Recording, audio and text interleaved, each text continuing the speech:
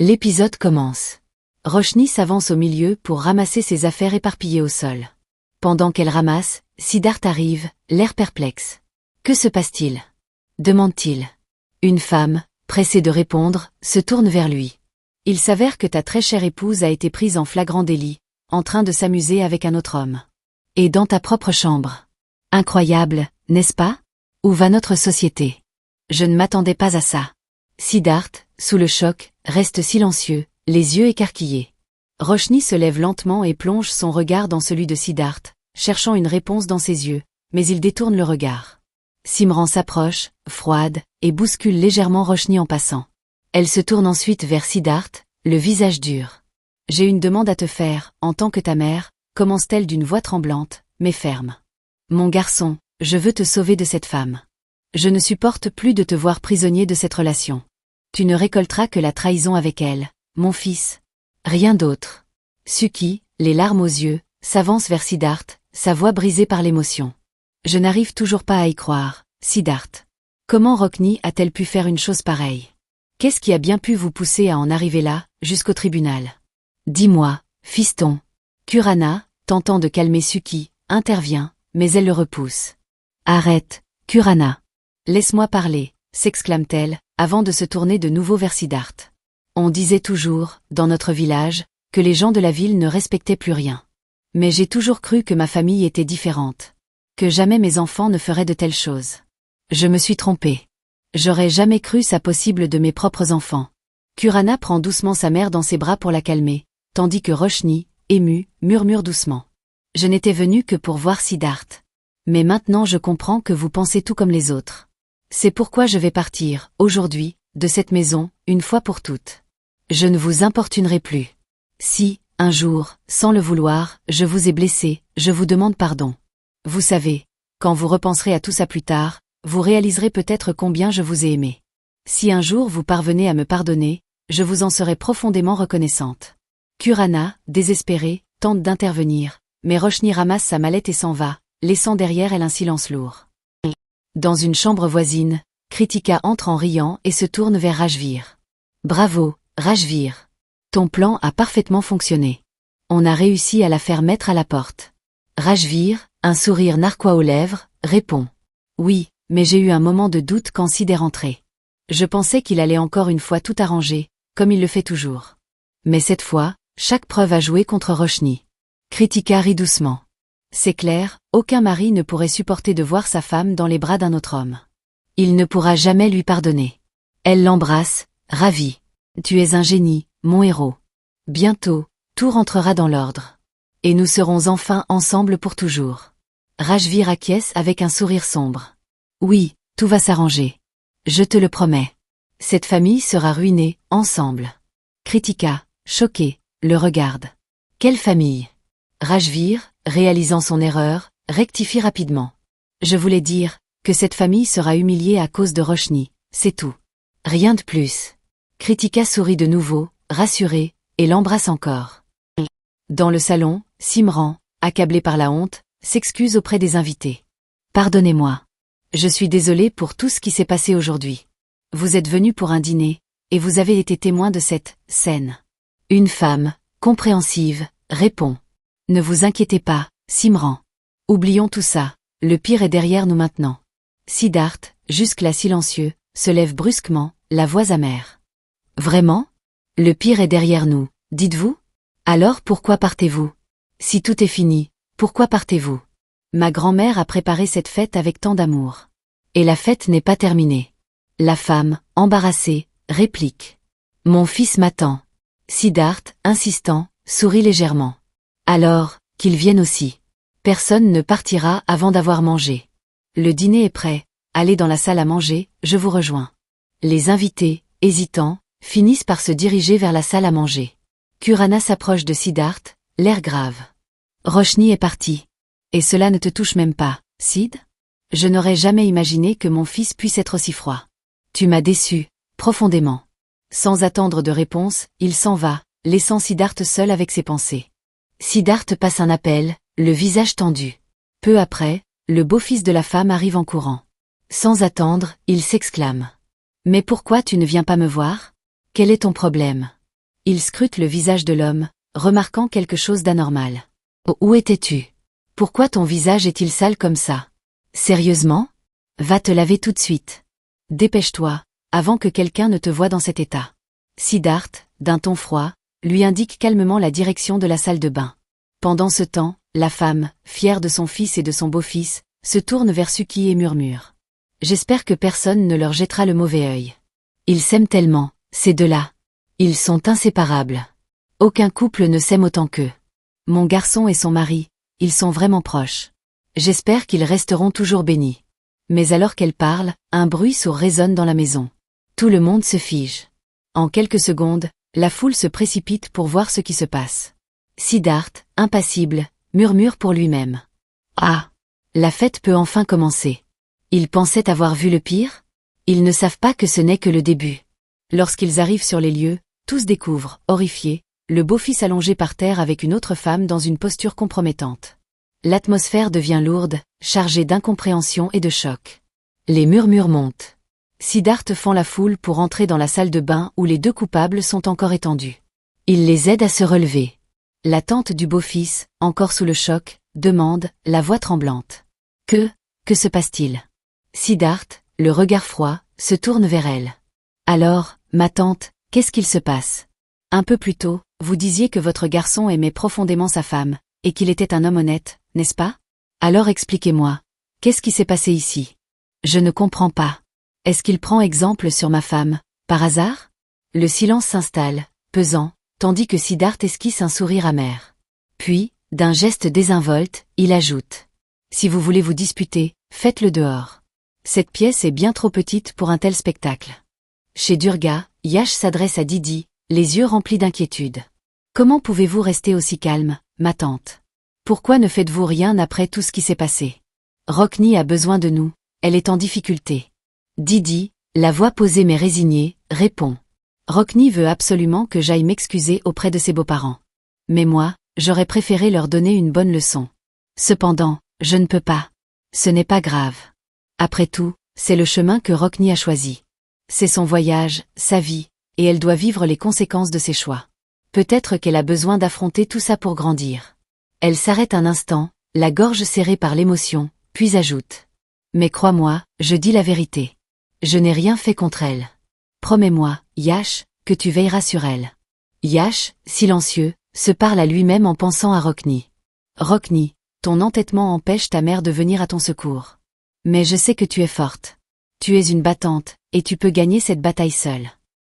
Pendant ce temps, dans le salon de Durga, le beau-fils tente de s'expliquer maladroitement, mais Siddharth l'interrompt avec un ton sévère. De quoi parles-tu? On vous a tous vus dans une position compromettante. Il est évident qu'il se passe quelque chose entre vous deux, non? Inutile de mentir, nous en avons tous été témoins. Puis, Siddharth se tourne vers la femme, l'air sérieux. Attendez, ma tante. Je suis certain que vous croyez que votre garçon ne serait jamais capable de quelque chose d'aussi déshonorant, n'est-ce pas? La femme, secouée, répond. Non, bien sûr que non. Mon fils ne ferait jamais une telle chose. Siddharth continue, avec une étincelle de conviction dans les yeux. Vous connaissez bien votre fils, c'est vrai. Mais laissez-moi vous dire que je connais tout aussi bien mon épouse. Et je sais, sans l'ombre d'un doute, qu'elle ne ferait jamais une telle chose. Alors, soyez très prudente avant d'accuser Rockni. En entendant cela, Kurana sourit discrètement, fier de son fils. Siddharth, désormais plus émotif, poursuit. C'est bien trop facile, n'est-ce pas? Accuser une femme quand quelque chose va mal. Trop facile de l'humilier en public, de salir sa réputation sans aucune preuve. Aujourd'hui, tout le monde parle de l'émancipation des femmes dans ce pays. Mais comment cela pourrait-il être possible si les femmes continuent de s'accuser entre elles? Ce sont justement des mentalités comme les vôtres qui forcent les femmes à subir des épreuves semblables toute leur vie. Siddharth s'arrête, son regard perçant balayant l'assemblée. Il reprend, plus doucement. Pardonnez-moi si je suis direct, mais il était de mon devoir de vous ouvrir les yeux, de vous faire comprendre qu'on ne peut pas juger si facilement. Votre fils, que nous avons vu dans une situation délicate, est innocent, ma tante. Rien ne s'est passé. Il s'adresse alors au beau-fils. Désolé, mon frère. Je suis désolé de t'avoir fait passer par ça. Mais sachez tous une chose, trébucher n'est pas un crime. Cela peut arriver à n'importe qui. Cela ne fait de personne un coupable. Ce garçon est innocent. Et ma femme, Rockni, l'est tout autant. Siddharth se redresse, plus sûr de lui que jamais, et termine avec une force tranquille. Rockni est mon épouse. Elle est la femme que j'aime, et je suis fière d'elle. Fière de tout ce qu'elle est, de tout ce qu'elle fait. Elle est spéciale. Différente de vous tous. Et jamais elle ne ferait quelque chose pour ternir notre image, notre nom. Pas vrai, papa? Kurana, avec un sourire de satisfaction, répond à Siddharth. Bien joué, fiston. Je suis très fière de toi. Ça me fait plaisir. Voilà ce que j'appelle un véritable homme. Il se tourne vers Rockni et l'appelle. Rockni, ma fille, viens un peu me voir. Tous les regards se tournent vers Rockni alors qu'elle avance. Siddharth prend doucement sa main et l'amène au milieu de la pièce. Il se tourne alors vers l'assemblée et dit avec un sourire ironique. Êtes-vous choqué, surpris, ou simplement étourdi? Dites-moi donc. Vous pensiez vraiment, mesdames, que j'allais croire à vos stupidités au lieu de soutenir ma propre épouse. Il éclate de rire, avant de se calmer pour continuer avec sérieux. Non mais sérieusement, vous croyez vraiment que cela m'importait? Désolé, mais je vais vous décevoir. Siddharth s'approche alors de Rajvir, avec un air faussement désolé. Désolé si vos espoirs sont tombés à l'eau à cause de moi. Si vos rêves ont été brisés, si vos plans se sont écroulés malgré tout votre travail acharné. Je suis désolé. Il se retourne vers le reste de l'assemblée et poursuit. Mais il y a une chose que je dois clarifier. Oui, c'est vrai, tout ne va pas bien entre Rockni et moi. Nous avons des problèmes sérieux même. Mais ces problèmes concernent uniquement Rockni et moi. Personne d'autre n'a le droit de s'immiscer dans nos affaires, surtout pas des étrangers. Les affaires de famille doivent rester en famille. C'est bien compris?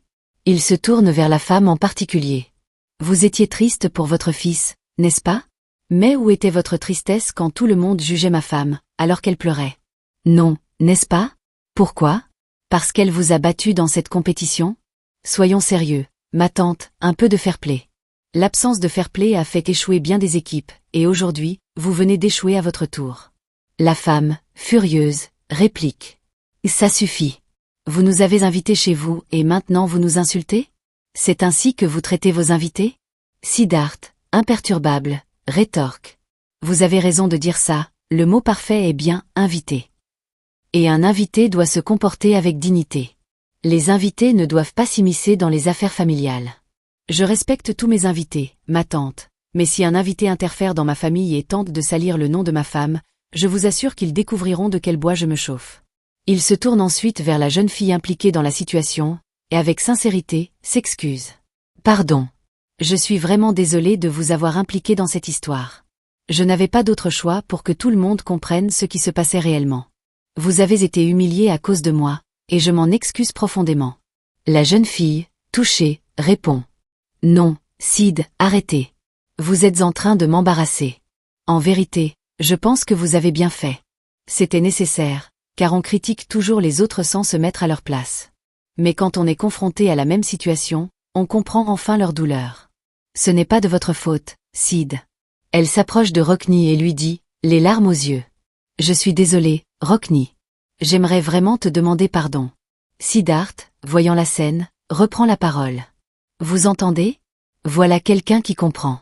Est-ce que tout est suffisamment clair maintenant? Ou y a-t-il encore des questions, des doutes, ou peut-être une requête?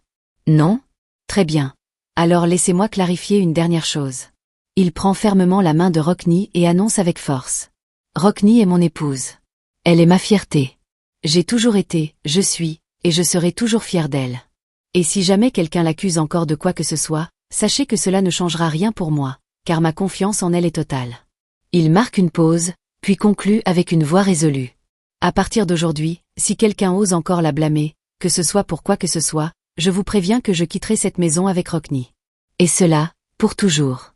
Sur ces mots, Siddharth, toujours main dans la main avec Rockni, sort de la pièce, laissant l'assemblée sous le choc. Dans la chambre, Rockni est assise, repensant à tout ce que Siddharth a dit et fait pour elle. Elle parle doucement à elle-même. Aujourd'hui, il a fait tellement pour moi.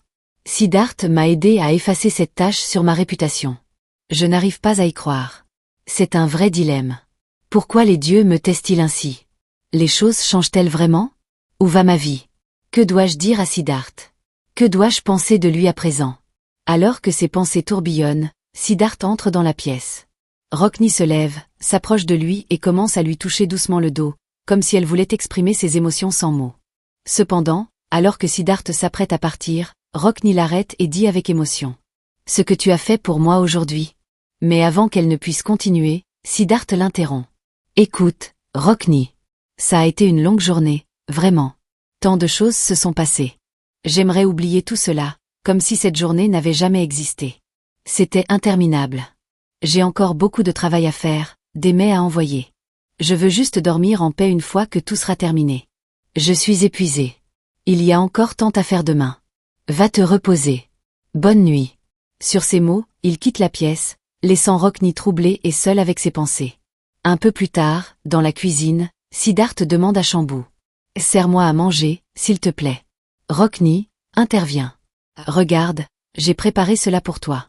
Mais Siddharth l'ignore, ne montrant aucune réaction.